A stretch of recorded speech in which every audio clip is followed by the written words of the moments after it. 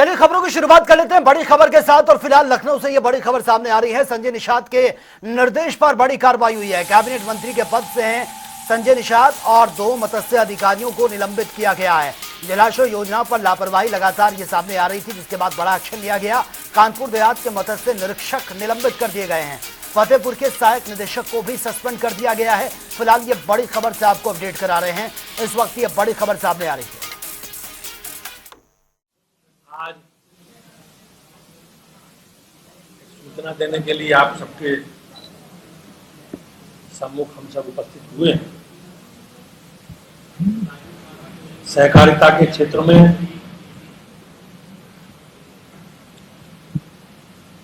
जो सहकारी गन्ना समितियां हैं, उनके चुनाव संपन्न हुए हैं।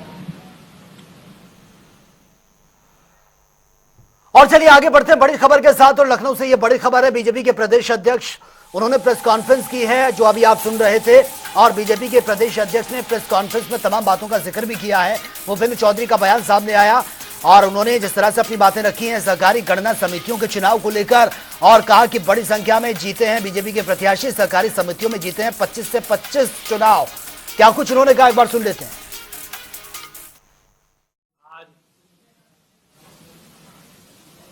सूचना देने के लिए आप सबके सम्मुख हम सब उपस्थित हुए हैं। सहकारिता के क्षेत्र में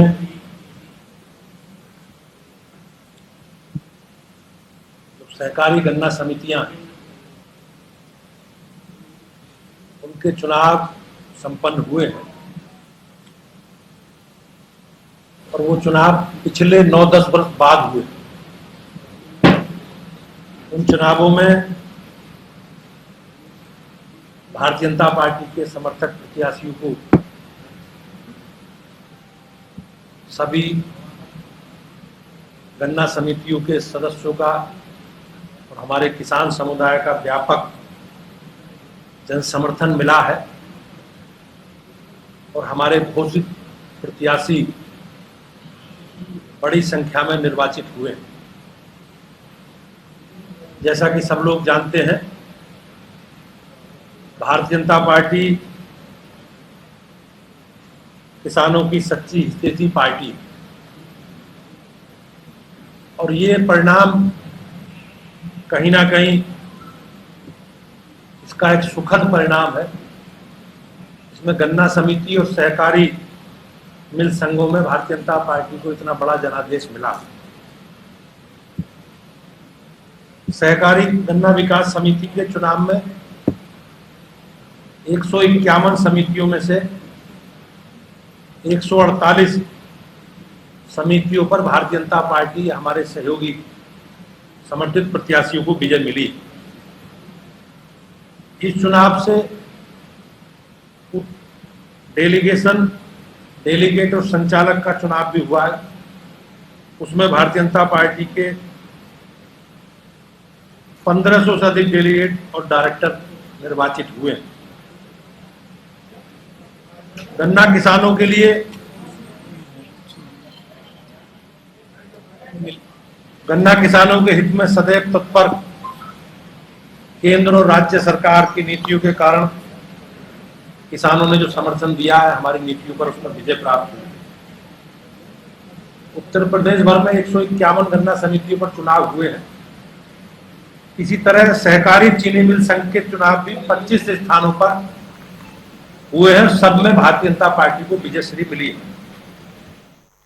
और प्रयागराज में लगने वाले महाकुंभ की तैयारियां इस वक्त जोरों शोरों पर चल रही हैं। कुंभ में इस बार श्रद्धालुओं को आने जाने के लिए बेहतर यात्री की सुविधा प्रदान की जाएगी। और इसलिए आपको बता दें कि पाटून पुल का निर्माण यह किया जाएगा, जिससे कि छिवकी और नैनी रेलवे स्टेशन पर श्रद्धालुओं को मेले में पहुंचने में आसानी हो सके।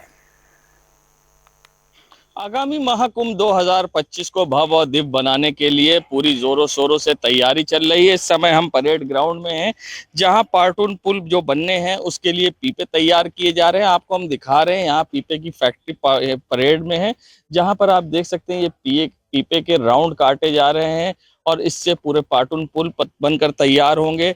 आपको यहाँ का हम दृश्य दिखाते हैं किस तरह से यहाँ पर कार्य प्रगति पे है। पूरी तरह से आप देख सकते हैं पीपे के उधर शेड कटने के बाद यहाँ पर किस तरह से यहाँ पर वेल्ड किया जा रहा है। वेल्ड करने के बाद इसे तैयार किया जाता है और इस तरह से पीपा यहाँ पर तैयार होता है और किस तरह से आप देख सकते हैं यहाँ पर कार्य हो रहा है। हम यहाँ पर बात भी इनसे करना चाहेंगे। भाई साहब ये बताइए, आप ये जो वेल्डिंग कर रहे हैं कितने दिन में ये तैयार होता है, क्या खास व्यवस्थाएं हैं और किस तरह से इसको फिनिश करते हैं? इसको अभी 2 दिन लगता है वेल्डिंग के, और इसको अभी ग्लैंडरिंग होगा और इसका पेंटिंग वेंटिंग होकर पूरा रेडी होना है। तो कितनी तेजी से ये काम चल रहा है? काम काफ़ी तेज़ी से हो रहा है। अभी इसको 1-1.5 महीने में पूरा क्लियर होना है। देखिए जो समय सीमा दी गई है मुख्यमंत्री जी की तरफ से 10 दिसंबर, उससे ये 15 दिसंबर से पहले तैयारी होनी है और यहाँ पर कार्य कराया जा रहा है। पीपे के पुल तेजी से यहाँ बनाए जा रहे हैं, पूरी व्यवस्थाएं की गई हैं और मेला प्राधिकरण की ओर से तेजी से ये काम कराया जिससे कि जल्दी से जल्दी ये पीपे तैयार हो और जिसके बाद 25 सेक्टर में जो मेला बसेगा उनमें जो 30 पुल बनने हैं पीपे के, उसके लिए पूरी तैयारी की जा रही है। महाकुंभ को भव्य और दिव्य बनाने के लिए जिस तरह से मुख्यमंत्री जी ने निर्देश दिए हैं उसको लेकर अब मेला प्राधिकरण की ओर से काम तेजी से कराया जा रहा है। जनता टीवी के लिए सैयद मोहम्मद आमिर, प्रयागराज। और बिहार के सिवान और सारण में जहरीली शराब ने अब तक 33 लोगों की जिंदगियां ले ली हैं। इसके बावजूद भी शराब तस्कर बेखौफ होकर शराब की तस्करी यूपी से बिहार में कर रहे हैं। वहीं गाजीपुर में पुलिस ने 22 लाख और 1200 लीटर अवैध शराब के साथ 4 अभियुक्तों को गिरफ्तार किया है और इसी को लेकर हमारे संवाददाता की रिपोर्ट आप देखिए। बिहार के सारण और सिवान में जहरीली शराब पी करके 33 लोगों की मौत हो गई है, जबकि कई लोग जो है कि अस्पताल में अपने जिंदगी और मौत के बीच जूझ रहे हैं। इसके बावजूद भी शराब तस्कर जो है यूपी से बिहार के लिए शराब तस्करी में पूरी तरह से लिप्त पाए गए हैं। आज फिर से गाजीपुर पुलिस ने 4 अभियुक्तों को 1200 लीटर शराब के साथ, जिसकी कीमत 22 लाख बताई जा रही है, ये जंगीपुर थाना क्षेत्र के अरसदपुर पूर्वांचल एक्सप्रेसवे से ये चारों को गिरफ्तार करके, जो कि फर्जी नंबर प्लेट लगा करके 2 गाड़ियों में ये शराब भर करके बिहार तस्करी के लिए लेकर के जा रहे थे, जो कि स्वाट टीम और सर्विलांस टीम के साथ जंगीपुर पुलिस ने ये चारों को गिरफ्तार किया है। ये चारों जो है कि पटना, बिहार और भोजपुर के बताए जा रहे हैं, जिसकी उम्र जो है कि 19 से 30 साल ये चारों तस्करों को बताई जा रही है। इस समूह का सब जनता टीवी के लिए गाजीपुर। आपको बता दें कि दिवाली 31 अक्टूबर को मनाई जाएगी, जिसको लेकर सभी में खासा उत्साह देखने को मिल रहा है। वहीं दिवाली के दिन दीपक जलाने के लिए हापुड़ में दिल्ली मिट्टी के दिए यहां पर मंगवाए जा रहे हैं और दीप पर्व पर मिट्टी के दियों से घर को रोशन करने की परंपरा सदियों पुरानी है और इसका अपना एक महत्व भी है। ऐसे में दीपावली के नजदीक आते ही कुम्हार दिए बनाने का काम बहुत तेजी से करने लगते हैं और उन्हें उम्मीद है कि इस बार उनकी दिवाली भी रोशन वाली रहेगी।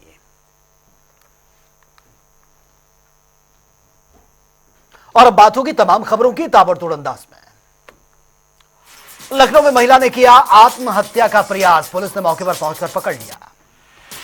मिर्जापुर में लक्कड़बग्गा बेटे और मां पर अटैक किया है, मौके पर पहुंचे ग्रामीणों ने जान बचाई। इटावा में आगामी त्योहार को लेकर पुलिस प्रशासन अलर्ट है, कानून व्यवस्था और सुरक्षा व्यवस्था भी दुरुस्त कर दी गई है। कासगंज में डॉक्टर के साथ तीमारदार युवक ने किया भद्रता, बेड पर लेटने से मना करने पर हाथापाई हुई है। अमेठी में मेला देखने गए युवक की पीट कर हत्या, युवक के इलाज के दौरान मौत, परिवार में मचा कोहराम। फर्रुखाबाद में आग लगने से गंभीर रूप से झुलसी है महिला, इलाज के दौरान मौत, परिवार में कोहराम। अलीगढ़ में संदिग्ध परिस्थितियों में विवाहिता की मौत का मामला, घरेलू विवाद के चलते आत्महत्या का मामला बताया जा रहा है।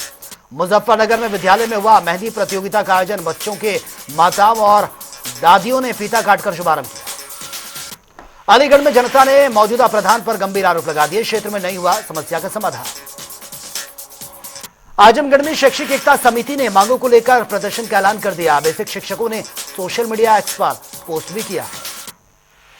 अलीगढ़ में खैर विधानसभा सीट को लेकर नामांकन प्रक्रिया शुरू, जिला प्रशासन ने सुरक्षा के पुख्ता इंतजाम किए। मथुरा में बस और टेम्पो में जबरदस्त टक्कर, टेम्पो सवार 2 लोगों की मौत की खबर, एक गंभीर रूप से घायल। आजमगढ़ में महोत्सव के दौरान आयोजित हुआ फैशन शो, विजेता प्रतियोगिताओं को पुरस्कृत करके सम्मानित किया गया। लखनऊ में लॉरेंस बिश्नोई गैंग का शूटर योगेश हुआ गिरफ्तार, दिल्ली मथुरा पुलिस के संयुक्त ऑपरेशन को बड़ी सफलता मिली है। भदोही में ट्रक से भिड़ी है यात्रियों से भरी रोडवेज की बस, एक की मौत, 1.5 दर्जन लोग से ज्यादा घायल, कुल 32 यात्री सवार थे। गोरखपुर में तेल चोरी रोकने को लेकर नगर निगम लॉन्च करेगी फ्यूल मैनेजमेंट ऐप, नगर निगम की गाड़ियों की निगरानी की जाएगी। अलीगढ़ में 2 पक्षों में जमकर मारपीट हुई है, पुलिस पर कार्रवाई न करने का आरोप है। देवरिया पहुंचे डिप्टी सीएम ब्रजेश पाठक, रविंद्र किशोर शाही की प्रतिमा पर माल्यार्पण किया।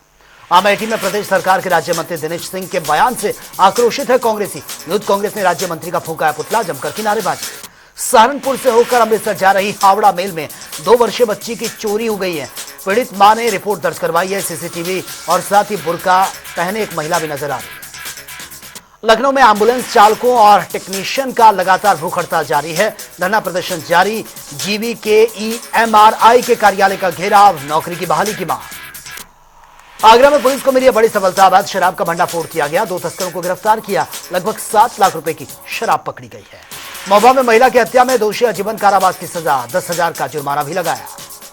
गोरखपुर में तैयार हुई है 251 प्रशिक्षित जवान करेंगे देश की हिफाजत, एक सीमा प्रहरी के तौर पर देश की करेंगे रक्षा। तो फिलहाल इस बुलेटिन में मेरे साथ इतना ही, लेकिन तमाम खबरों के लिए आप बने रहिए जनता टीवी के साथ। नमस्कार।